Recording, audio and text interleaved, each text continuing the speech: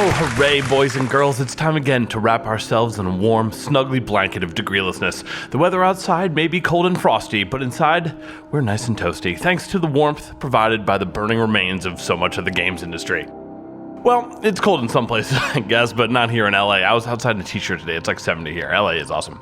I hope you guys liked the Secret of Mana retrospective video from last week. It's such a fun game, I love making that video. I know it's not the kind of shit we normally do here, but hopefully you enjoyed it. Anyways, for our main story tonight, we're going to be talking about Spotify and Joe Rogan. No, I'm just kidding. There's more than enough of that out there. But it's been an eventful week here in the gaming industry as well, so lots of stuff to get to. Seafood dropped. Apparently, many people really like it, so if Souls-like grindcore action games are your thing, that's pretty good news. Actually, I don't know, is it Souls-like? I just look at anything that seems unnecessarily difficult and like it's made just for masochists as being Souls-like.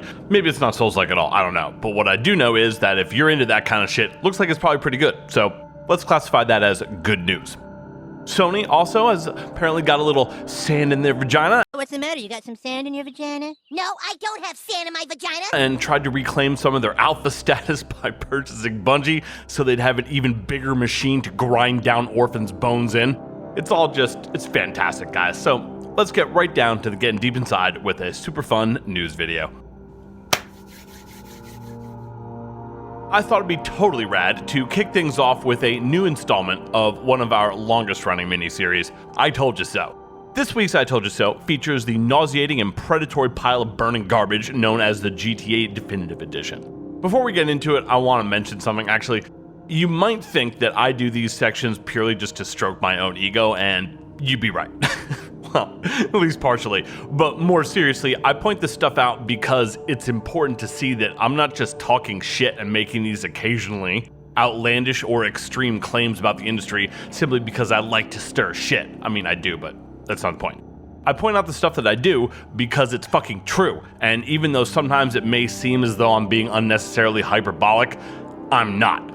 It really is as bad as I'm telling you. And that's why we do these sections, because you don't need to take my word for it. When I'm right, I can prove it, and I bring the fucking receipts.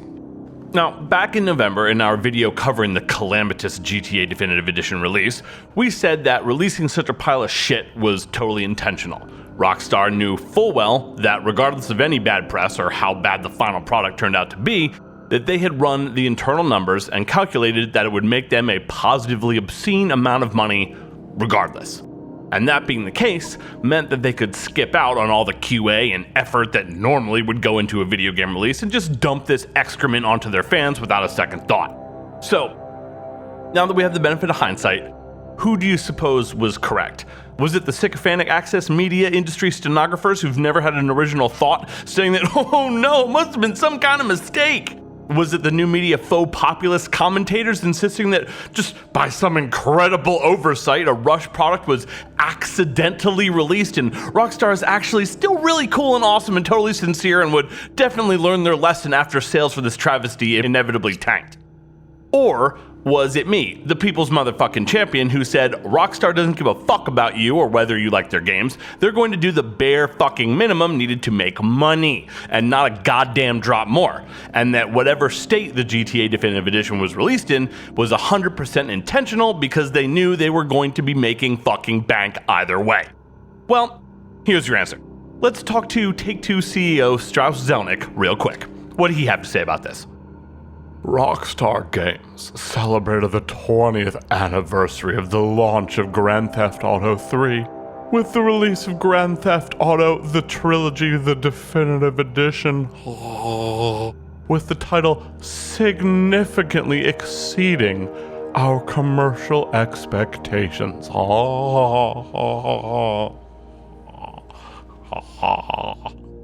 Significantly exceeded our commercial expectations. Wow.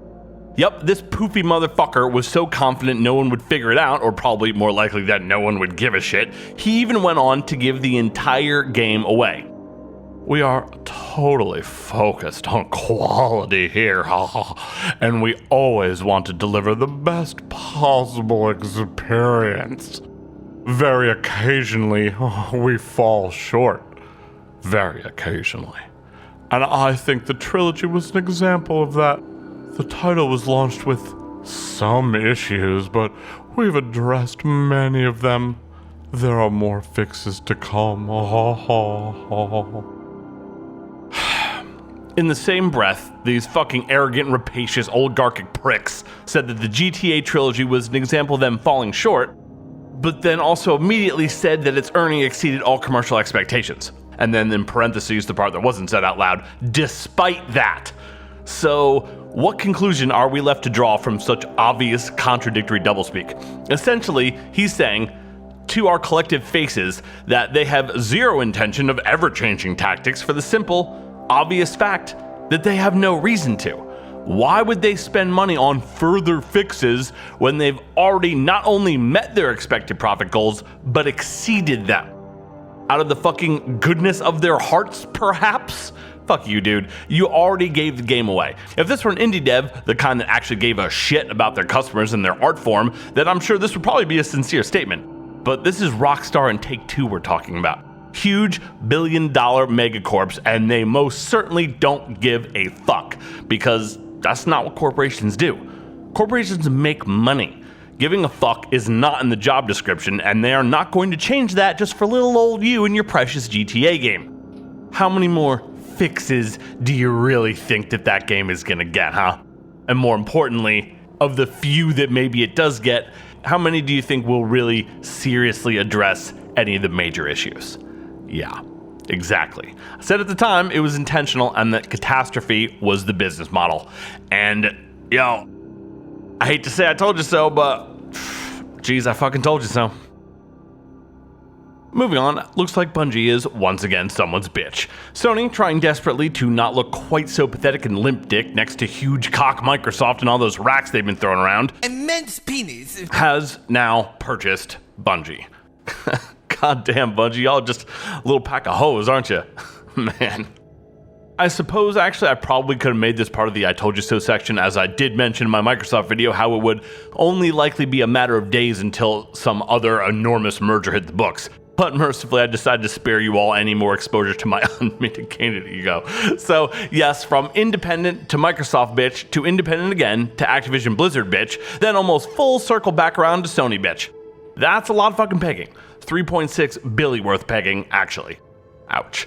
I know some people, especially Destiny fans, as I don't think Bungie actually makes any other games, might be worried that quality might take a dive and that the game's already horrid microtransactions and monetization may become even worse. Good news though, guys, Sony would never unnecessarily monetize anything, and to prove it, Sony CEO Jim Ryan said, Bungie will remain an independent subsidiary of Sony Interactive Entertainment. Ha ha ha ha. Oh, well, thank God, that certainly puts all my concerns at ease. And just in case you're still worried, Bungie comfortingly chimed in as well, saying Sony unconditionally supports us in all we are as we begin our journey to become a global multimedia entertainment domination company. I mean, not domination, they didn't say that. So yeah, nothing to be concerned about there. Well, actually, what do you suppose they mean by global multimedia entertainment company? Doesn't matter, I'm sure it's fine. Just a beloved game developer being acquired by one of the most controlling, abusive, anti-consumer companies in existence, and then casually commenting on how they're on a journey to become something that's not a game developer. Should turn out awesome. Moving along, guys, nothing to be concerned about here. Next up, I suppose we would be remiss if we didn't at least comment on that Halo TV show trailer. Oh boy. Oof. I suppose the worst thing about this probably is how awesome it almost looked. Like, they came real close, geez. Real close. The Chief was looking pretty sick, his armor, guns, vehicles, etc. It all looked pretty good. Then there were all those characters no one recognized or had ever heard of before. Then there was more screen time in the trailer for those characters than the Chief. Then there was more screen time for those characters than any other characters. Then came the tropes. Then came the girl that was the chosen one. And then there was Cortana. Oh man. I really wanted this to be dope. I really did. The saddest thing probably is that since they've been working on this for so long, like 2013, I think. So like, there probably was a version of this at some point that was pretty fucking awesome. It's probably buried in a box somewhere on a flash drive like the end of Raiders of the Lost Ark.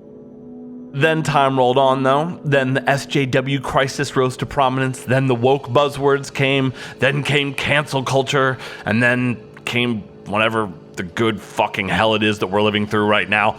And during the course of all those collective nightmares, whatever they had that at one point had likely been pretty great, began getting changes. Then it got edits. Then it got focus group edits. Until finally they arrived at whatever the good fuck that was in the trailer that they showed us the other day. I don't know what else to say, guys. Fortunately, though I generally like Halo, as I mentioned before, I don't really care about it. So I have nothing to lose by giving this a shot, unlike shows like Star Trek Picard, which I'll avoid forever like the plague, or not like the plague, as so many fucking idiots seem to be intent on proving these days, because I love Star Trek and I'm terrified of having it ruined by modern culture, which is, I guess, the equivalent of like a gastric bypass surgery in reverse. So we'll give this a shot, if only just to make sure it's as awful as it appears to be right now. Because if by some miracle it turns out to be awesome, great. Then that'll be fun, and I'll be sure to let you guys know, and it'll be a very happy day. I'll leave it to you to speculate at just what the odds of that occurring are. Oh boy, oh boy, oh boy, oh boy. You know what time it is now? It's Final Fantasy VII Remake news time! In case maybe you've missed out, let's recap briefly. Let's recap this saga so far. Instead of the entire game, Final Fantasy VII, in the more than 7 years since they announced the remake, we have gotten a grand total of about 4 hours of the original 40-plus hour game, contained within not 1, not 2, but 3 separate releases. For those of you keeping count, if you bought them all, including the deluxe editions, at this point, you would already have spent almost $300 fucking for a grand total of 4 hours of Final Fantasy VII. And none of those, by the way, have been on Xbox. So, again, for anyone thinking that perhaps I'm out of line or somehow being unfair to Square Enix with my criticism of this absolute abomination, go fuck yourself. You're entitled to being wrong, while I, of course, am entitled to being right. And that brings us to where we are now. Still no Xbox version, $300 in the hole, and 3 $70+ versions of what are essentially identical iterations of the same first 4 hours of the real Final Fantasy VII. Just simply top-notch so far, Square Enix. And to think, people were worried that this was all more cynical cash grab than sincere homage to the original game. How silly can you be, right? Well, time to forget all that and start slobbing some Square Enix knob again, because apparently they'll be tossing ropes of gooey FF7 Remake Part 2 news into everyone's eager mouths within the next 12 months. Oh, fucking hooray. Not an actual release. Not a demo, not a technical alpha or a closed beta, just news. Awesome. Throw a fucking party. I just love news announcements announcing that there will be more news at some point when they will tell you the news. Like, it's only been 7 years and all we have is the first 4 hours of the game, but sure, go on about how exciting the thought that you may issue some more marketing info later this year is. God damn it. I mean, definitely no details though, and certainly not now. Not even juicy anime waifu titty screenshots. But maybe you're more in the camp of people focusing instead on stuff like, I don't know, finally seeing a world map, perhaps. Wouldn't it be cool to see a classic PSX era JRPG world map redone in like super fancy modern polys in the Unreal Engine? I mean, yeah, not even being sarcastic, that would be fucking sick as hell. Well, according to co-director Naoki Hamaguchi, no. When asked about it, he said, "I understand that there are lots of fans out there who want to see a world map, and we want to challenge ourselves to leverage the breadth of the world in the next game of the overall project, so you can expect great things to come." Fucking what? You may be thinking, well, none of those words were no, and sure, I guess that's true, but none of them were yes either. And generally speaking, when you have good news to deliver, you fucking deliver it. You don't dissemble and hedge. Obviously, of course, I could be wrong, but really think about it. Do those sound like the words of someone who plans on delivering in a way that meets with people's expectations? Or does it sound like some dude couching his statements very carefully because he knows that they have no intention of actually making a world map? Devs who know what people want and know that they're going to deliver it don't sound that fucking careful or obtuse. They're actually usually bragging about how they're going to deliver and how happy people are going to be. And yeah, I don't need to tell you, that's not what bragging sounds like. That's what lying and obfuscating sounds like. Still not quite sure that I'm right yet? Well, let's add this. In an interview from July of last year, Hamaguchi said that the presence of the Fort Condor minigames in the Yuffie episode are not a sign of anything. There is no connection between FF7 Remake not having a world map and Fort Condor being included. Now, I suppose if you're being overly charitable, you could read that both ways, but to me, it does not sound good. So really, it looks like we'll be heading into the 8th year since the remake was announced, out about $300 with no new screenshots, still no concrete news, no world map confirmation, 3 releases deep, and still only just about 4 hours of actual content from the real Final Fantasy VII. Pretty impressive. Like, when I said they're gonna draw this motherfucker out, I mean, yo, I don't know what I thought, but I certainly didn't think it would be this blatant or this fucking bad. Jesus Christ. Final Fantasy VII Remake, indeed. Finally tonight, we must regrettably do a follow-up to our previous NFT story. In the few short weeks since that video, NFTs have continued to gain traction and attention both in our industry and across many others. And guys, like I said before, y'all might as well strap in, because oh lord, they coming. They are not going. Sadly, as we've stated an innumerable number of times in our short YouTube career, nowadays the last thing the video games industry is concerned about is making you happy. They don't give a fuck about that. They don't give a fuck about creating a fun game, an entertaining game, or even something enjoyable. They want your goddamn money. That's it, and that's all. So of course, naturally, AAA devs and scumbag companies everywhere have been prioritizing NFTs over everything else, ravenously clawing over each other in their rush to rob their customers. So, new to the NFT scumfuck team this month is everyone's favorite gaming company that time forgot, Atari. Apparently, the ghost of gaming past also tried to get on this action last year, but no one noticed, so they're giving it another shot, having forgotten once again that no one gives a fuck about them. How about that Atari box, guys? Maybe where the fuck is that? Oh, wait. I think that actually dropped, but was so bad no one even knows about it, including apparently myself. Great work, Atari. I'm sorry that no one wants you, but like, we don't. It's a bummer, I know, but please, just get it, okay? Just get it. It's really becoming sad now. We wanted Sega back with the Dreamcast 2. Not an Atari VCS. Come on, guys. Come on. Next, on the other side of the NFT coin is Team 17, the publisher for a great collection of indie devs responsible for classic shit like Worms and even newer shit like the totally sick Blasphemous. Let's see what happened when a publisher for indie devs tried to cram NFTs up their customers' assholes. Oh, would you look at that? The indie devs didn't fucking like it and forced them to stop. And to quote the guys over at AgroCrab, which is a great name for a studio, we believe NFTs cannot be environmentally friendly or useful and really are just an overall fucking grift. Well said, boys. Gee, what a shock. A comment from an actual human that cares about making fun games for their customers talking fucking sense. Now, let's compare and contrast that with comments from a predatory, exploitative, and uncaring megacorp like Ubisoft. I think gamers don't get what a digital secondary market can bring to them. What we at Ubisoft are seeing first is the end game. The end game is about giving players the opportunity to resell their items once they're finished with them, or they're finished playing the game itself. So it's really, for them, it's really beneficial, but they just don't get it for now.